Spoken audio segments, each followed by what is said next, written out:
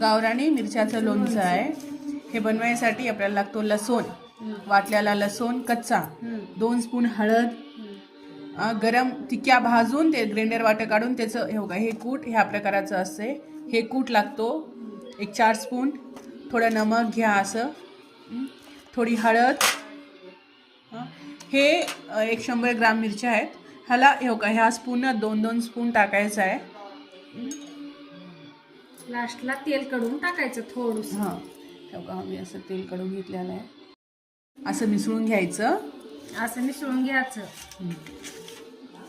पहिल्या सुरू टाकायचं नमक, मागून टाकायचं तिक्याचं पावडर, मग धन्याचं पावडर, मग जिऱ्याचं पावडर, मग नमक, हळदी.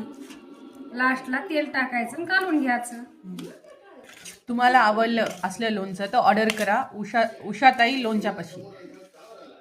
कॉमेंट करा तुम्हाला हवं आहे तर माझा कॉन्टॅक्ट नंबर मी टाकत आहे त्याच्यामध्ये. कॉल करा. होम डिलेवरी अवेलेबल आहे.